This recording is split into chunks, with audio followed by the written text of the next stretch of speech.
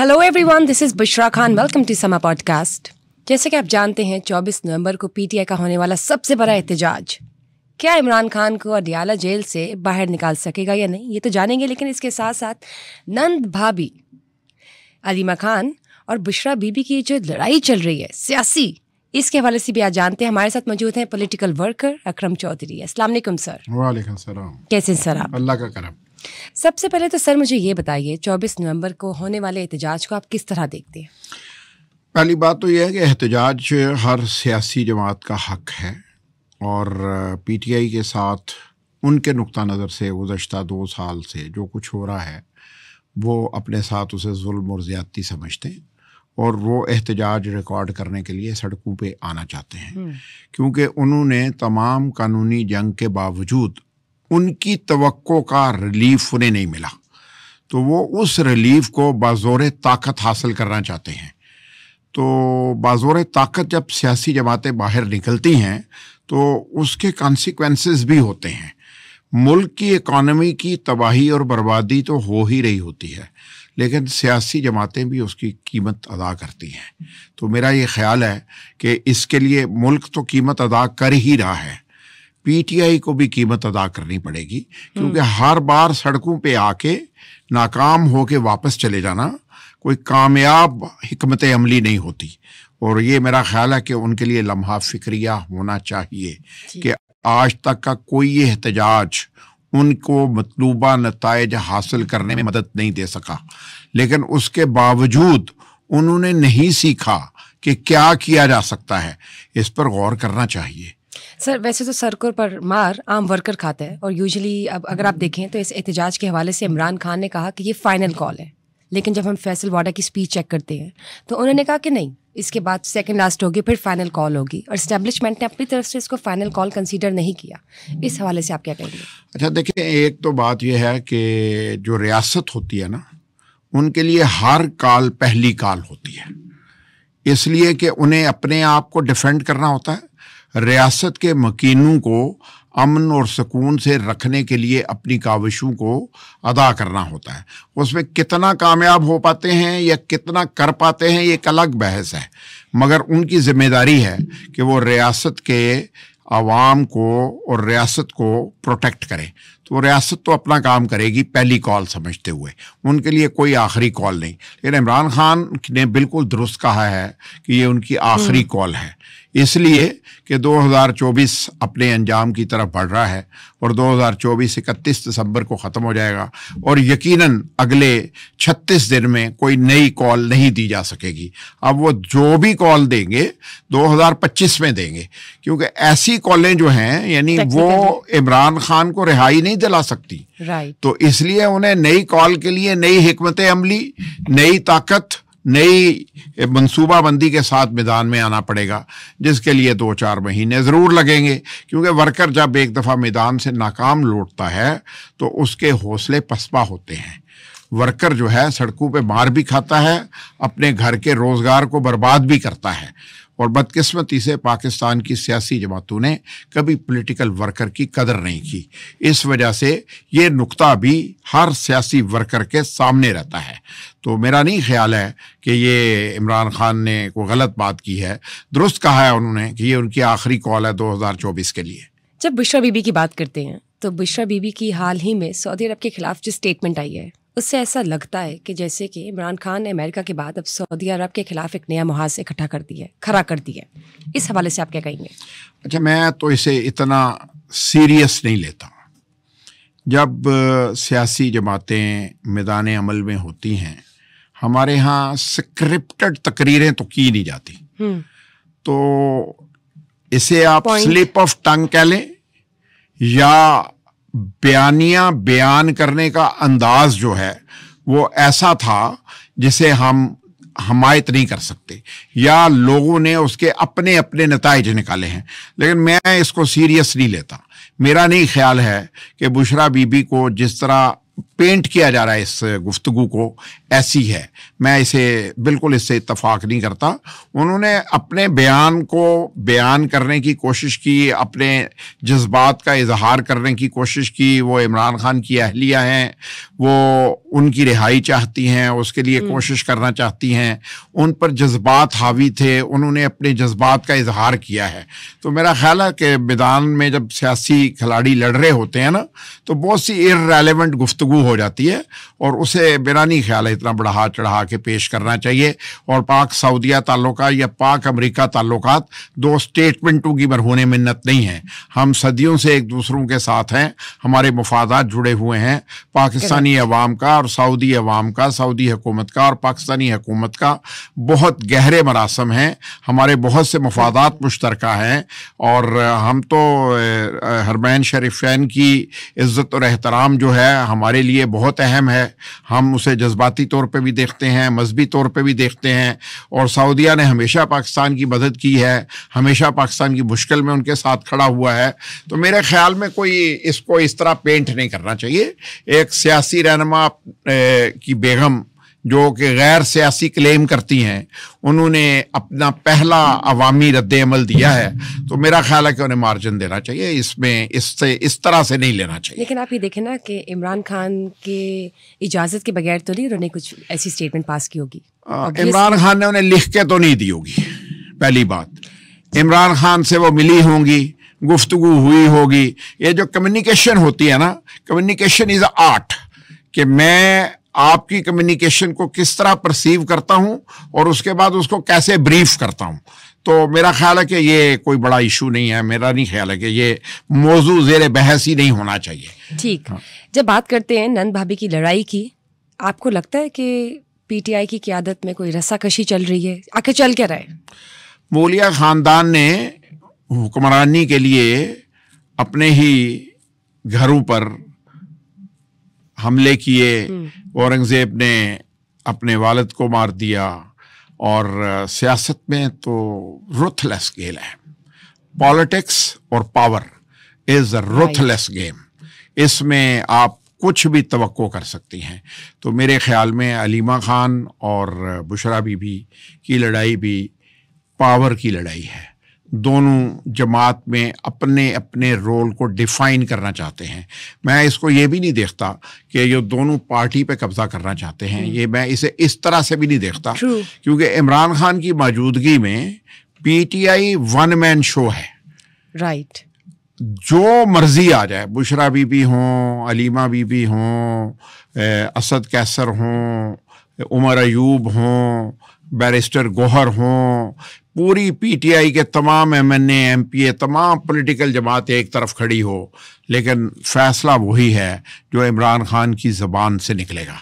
تو یہ آپ سمجھ سکتی ہیں کہ بشرا بی بی نے جو کہا ہے وہ زیادہ بہتر ہے, وہ زیادہ قریب ہیں, تو آپ سمجھیں گی کہ بشرا بی بی نے پیغام ٹھیک دیا ہے. اور جو لوگ علیمہ بی بی کے ساتھ ہیں وہ یہ سمجھتے ہیں کہ علیمہ جو بیان کر رہی ہیں یہی عمران خان کا بیان ہے. تو میرا خیال ہے کہ یہ لڑائی پاور کی ہے, اپنا اپنا رول ڈٹرمن کروانے کی لڑائی ہے, تاکہ عمران خان یہ خود کہہ دے کہ بشرا بی بی کی باؤنڈری یہ ہے, علیمہ کی باؤنڈری یہ ہے, اور باقی میرے اکابرین کی باؤنڈری یہ ہے. اور یہ عمران خان کبھی نہیں کرے گا. عمران خان ایک ایسا کھلاڑی ہے جس نے کرکٹ ٹیم میں بھی ہمیشہ ایک دوسرے سے لڑوا کے پرفارمنس حاصل کی ہے. اس نے وسیم اکرم کو وقار یونس کے خلاف, وقار یونس کو جاوید میاں-داد کے خلاف, جاوید میاں-داد کو کسی اور کے خلاف, ایک کوئی نہ کوئی پرفارمنس لینے کا اپنا اپنا طریقہ ہے نا, کمپٹیشن کریٹ کرنے کا اپنا ایک طریقہ ہے. تو لیکن سر آپ کو لگتا ہے کہ ان دونوں میں پوٹینشیل ہے, پولیٹیکل پوٹینشیل دونوں میں سے آپ کو لگتا ہے کہ کوئی پارٹی مطلب ٹیک اوور کر سکتی ہے یا نہیں؟ دونوں کی پرسنالٹیز جب آپ دیکھتے ہیں, جس طرح کی جو پالیٹکس کی ڈیمانڈ ہے نا وہ عمران خان کے نام پہ زندہ رہے گی. پیپلز پارٹی ہے نا, ذوالفقار علی بھٹو کے نام پر زندہ رہی, لیکن محترمہ بے نظیر بھٹو نے پروو کیا کہ شی از اے مچ مچ بیٹر لیڈر, اور I definitely salute Hare. She lead the nation, she did her best. محترمہ ایک بہت بڑی سیاستدان تھی, تو انہوں نے ثابت کر دیا. وقت نے فیصلہ کیا, ہم نے نہیں کیا. تو علیمہ کو اور بشرا کا فیصلہ بھی وقت کرے گا. تو یہ جو ہڈن کیپبلٹیز ہوتی ہیں نا، ان کا اندازہ کبھی آپ چند لمحوں میں نہیں لگا سکتی، نہ کسی کی پہلی تقریر کو کر سکتی ہیں. آج سے چند سال پہلے بلاول بھٹو کو دیکھ لیں اور آج کے بلاول بھٹو کو دیکھ لیں. تو آج سے 2-4 سال پہلے جب بلاول بھٹو نے اپنی سیاسی تقریروں کا آغاز کیا تھا تو بالکل ایک مختلف تھا، لیکن آج بلاول بھٹو ایک سینسیبل اور پازیٹیو پولیٹیشین کے طور پر بہتر مینوورنگ کرتا نظر آتا ہے. تو یہ وقت اور حالات بڑا کچھ سکھا دیتے ہیں. صرف اتنا ہے کہ آپ کاز کے ساتھ کتنا مخلص ہیں، یہ فیصلہ وقت کرتا ہے. بعض اوقات آپ کی تقریروں سے زیادہ آپ کا خلوص اور آپ کی نیت عمل دخل جو ہے نا زیادہ رکھتی ہے، اور میرا خیال ہے کہ اس کا فیصلہ آنے والا وقت کرے گا. تو یہ بتائیے، جب بات کرتے ہیں، ایک تو عمران خان کے کچھ کیسز اس حوالے سے بھی بتائیے گا، اور اس کے ساتھ ساتھ 23 تاریخ کو جو ایک فیصلہ آئے گا ان کے کیسز کا ضمانت کے حوالے سے، ایک تو وہ بھی بتائیے گا. اس کے ساتھ ساتھ آپ یہ اوپینین بھی دیجیے گا جس سے آپ نے بھٹو کا ذکر کیا، پاکستان پیپلز پارٹی کا. تو کیا آپ کو لگتا ہے کہ عمران خان کا کیا مستقبل ہوگا؟ پولیٹیکل انسٹیبلٹی چل رہی ہے، کیا وہ مستقبل کے بھٹو ہو سکتے ہیں؟ بھٹو تو خیر دوسرا نہیں ہو سکتا. ایک تو یہ ایپل ٹو ایپل کمپیریزن ہونا چاہیے. جب بھٹو پاکستان میں سیاست کر رہے تھے نا تو پاکستان کی آبادی 4-5 کروڑ تھی. ایسٹ پاکستان نیا الگ ہوا تھا. پاکستان کے اس وقت کے ڈائنامکس بالکل مختلف تھے. پاکستان کو خارجہ امور پر، پاکستان کو اکانومی میں، پاکستان کو انٹرنل سچویشن میں، پاکستان آرمی کی سچویشن کو بہت مختلف طریقے سے دیکھے جانے کی ضرورت ہے.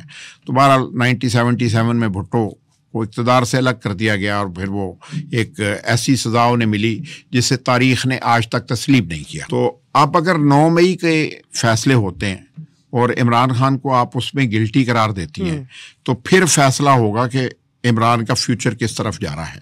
تو لیکن آج کی تاریخ میں تو عمران خان کے اوپر جتنے مقدمات قائم کیے گئے، وہ کوئی بھی تھے، توشہ خانہ 1 ہے، توشہ خانہ 2 ہے، یا ABCD جتنے بھی ہیں، وہ تو کوئی منطقی انجام تک نہیں پہنچ سکا. ان سب میں تو عمران خان کو ریلیف ملا ہے. یہ تو سوچنے والوں کو، مقدمات قائم کرنے والوں کو، اور ان وکلا کی ٹیموں کو سوچنا چاہیے جنہوں نے ان پر یہ مقدمات قائم کیے، اور پاکستان کے عوام کو ایک ہیجان کی صورت میں برپا رکھا. یہ نہیں رکھنا چاہیے تھا. آپ پاکستان میں اس ٹرینڈ کو فروغ دیں کہ اگر کوئی ملزم مجرم بن سکتا ہے تو آپ اس کے جرم کے مطابق مقدمات قائم کریں، لیکن پہلے اتنی انویسٹیگیشن ضرور کر لیں کہ کیا یہ جرم ثابت کیا جا سکتا ہے. اور پاکستان کی سیاسی تاریخ میں جو مقدمات ہیں نا، ان کی ناکامی یا ان کے درست ہونے پر شکوک و شبہات ہمیشہ اس لیے ہوتے ہیں کہ وہ تاریخ نے ثابت کیا کہ وہ سارے ہی مقدمے کبھی بھی سزا کی موجب نہیں بنتے، اور وہ سزائیں ختم ہو جاتی ہیں. وہ بے شک 99 میں جو نواز شریف کے اوپر مقدمات قائم کیے گئے، 2007 میں وہ نواز شریف دوبارہ پاکستان آئے، وہ ان کے بھائی اس کے بعد وزیر اعظم بنے، آج وہ پھر اس ملک کے وزیر اعظم ہیں. تو ہمیں یہ سوچنا تو ہے نا کہ اس وقت جو ان پہ مقدمات قائم کیے گئے تھے کیا وہ درست تھے؟ اگر وہ درست نہیں تھے تو کیا اس ٹیم کو سزا دی گئی جنہوں نے وہ مقدمات قائم کیے تھے؟ تو میرا خیال ہے کہ عمران خان کے حوالے سے بھی جو لیگل سائیڈ ہے اس سے یہ سوال کیا جانا چاہیے کہ کیا کیا آپ نے ان 2 سالوں میں، اور اگر ایویڈنسز کے بغیر آپ نے مقدمات قائم کیے تو کیوں کیے. تو اب 9 مئی کا معاملہ چل رہا ہے. 9 مئی ثابت کرنی ہے ریاست کے ان وکلا نے جو اس کو دیکھ رہے ہیں. تو میرا خیال ہے کہ عوام کا اعتماد بحال کرنے کے لیے اپنی ریاست کی کارکردگی پر، اپنے وکلا کی کارکردگی پر، انصاف کے معیار پر یہ بھی بہت ضروری ہے کہ آپ مقدمات کی شفاف جہاں وہ کرتے ہیں ہیرنگ، وہاں پر شفاف طریقے سے مقدمات قائم کرنے کی روایت بھی ڈالنی چاہیے کہ اگر وہ شفاف نظام نہیں ہے اور وہ صرف فیبریکیٹڈ ہیں تو پھر ان کا انجام یہی ہوتا ہے جو عمران خان کے اور ماضی کے نواز شریف کے اور شہباز شریف کے اوپر قائم مقدمات کے نتائج نے دیا ہے. تو ہمارے ہاں بدقسمتی سے اس پر غور نہیں کیا جاتا. تو ہمیں سوچنا چاہیے، آج ہم 2024 میں ہیں، کب تک ہم عوام کے ساتھ اسی طرح کا کھیل کھیلتے رہیں گے؟ ہمیں یہ نہیں کھیلنا چاہیے. جو جس جرم میں ہے اس کو اس کی سزا ضرور ملنی چاہیے. 9 مئی کے ذمہ داروں کو ریاست پر حملہ اگر آپ پرسیو کرتے ہیں اور آپ یہ ثابت کرتے ہیں تو ان کو سزا ملنی چاہیے، لیکن وہ سزا اور اس کا فیصلہ عوام دل سے تسلیم کرے. آپ کو وہ حقائق بیان کرنے چاہیے. جس مقدمے میں وہ حقائق نہ ہوں اور عوام تسلیم نہ کریں، وہ عدالتی فیصلہ بھی قابل قبول نہیں ہوتا. تمام صورتحال کو مد نظر رکھتے ہوئے آپ کو کیا لگتا ہے کہ عمران خان کو کب رہائی ملے گی؟ جیل سے کب آپ کو باہر آتے نظر آ رہے ہیں؟ مجھے تو عمران خان آج کی تاریخ میں ریلیف پاتے نظر نہیں آتے. اور ہم جس تھرڈ ورلڈ کنٹری میں رہتے ہیں نا، جہاں کل کیا ہو جائے اس کے بارے میں پیشن گوئی پامسٹ کر سکتے ہیں، میں نہیں کر سکتا. آج کی تاریخ میں مجھے وہ ریلیف پاتے نظر نہیں آتے. سیاسی تجزیہ تو مل سکتا ہے نا مجھے. میں نے کہا آپ کو کہ آج کی تاریخ میں تو مجھے ریلیف پاتے نظر نہیں آتے. کل کیا ہو 2025 تو اب 1.5 مہینے، مجھے 2025 میں بھی نہیں لگتا. میں یعنی یہ کہہ سکتا ہوں کہ وہ 2025 میں بھی شاید ریلیف نہیں پا سکیں گے، کیونکہ جس طرح کی نااہل وکلا کی ٹیم اور ان کے سیاسی اکابرین ان کے ساتھ ہیں، جو ان کے لیے روزانہ ایک نئی مشکل پیدا کرتے ہیں، وہ عمران خان کو رہائی نہیں دلا سکتے. 2027 بھی نہیں، 2030 بھی نہیں. نہیں، اتنی لمبی پریڈکشنز نہیں کرنی چاہیے سیاست میں. جس طرح کے ہم دیکھیں نا KPK میں ہماری سچویشن کیا ہے، ایران کے ساتھ ہمارے تعلقات کیا ہیں، ہندوستان کے ساتھ ہمارے تعلقات کیا ہیں، امریکہ کے ساتھ ہماری سچویشن کیا ہے، اس ریجن میں China, Russia, Pakistan, India, Iran, ان کی ایک پالیٹکس جاری ہے، ایک نئی اکانومی کا بوم آ سکتا ہے، تو بہت کچھ بدل بھی سکتا ہے. آپ کو اس لیے میرا نہیں خیال ہے کہ اس پر اتنی تیزی کے ساتھ پریڈکشنز کرنی چاہیے جو عوام کو بھی یاد نہ رہے 1 سال پہلے ہم نے کیا کہا تھا. ہمیں میرا خیال ہے کہ کرنٹ افیئر کو کرنٹ افیئر پر بات کرنی چاہیے کہ کیا جنوری 2025 میں عمران کو ریلیف مل سکتا ہے، تو میرا خیال ہے نہیں مل سکتا. ٹھیک ہو گیا. جب بات کرتے ہیں امریکہ کی، تو ڈونلڈ ٹرمپ کے آنے سے آپ کو لگتا ہے کہ کوئی ریلیف ملے گا PTI کو؟ ڈونلڈ ٹرمپ کی کیا کوئی عمران خان سے رشتہ داری ہے؟ امیدیں ہیں. کوئی ڈونلڈ ٹرمپ کیا عمران خان کے لیے پرائم منسٹر بنا؟ وہ آپ نے دیکھا کہ ڈونلڈ ٹرمپ نے آنے کے بعد جو الیکشن کمپین میں جوئش لابی کے خلاف ایک کمپین بنائی ہوئی تھی، وہ جہاز پہ کھڑے ہو کے تھم اپ کر کے کیا پیغام دیا کہ امریکہ once again will be healthy, اور ساتھ کیا تھا. تو میرا خیال ہے کہ ہمیں ان چیزوں پر غور کرنا چاہیے. ملکوں کے تعلقات اور بننے والے حکمران یا موجودہ حکمران اپنے ملک کے مفادات کے مطابق فیصلہ کرتے ہیں. ان کے لیے کسی شخصیت یا کسی ملک کی اہمیت نہیں ہوتی. ان کے لیے اپنے ملک کی اہمیت ہوتی ہے اور اپنے عوام کے مفادات کا تحفظ ان کی ذمہ داری ہوتی ہے. اور اسی لیے پالیٹکس کو روتھلیس کہتے ہیں. جتنا ساتھ پاکستان نے امریکہ کا دیا ہے، جتنی قربانیاں پاکستان کی امریکہ کے لیے ہیں، امریکہ تو نہیں آج ہمارے لیے دے رہا نا.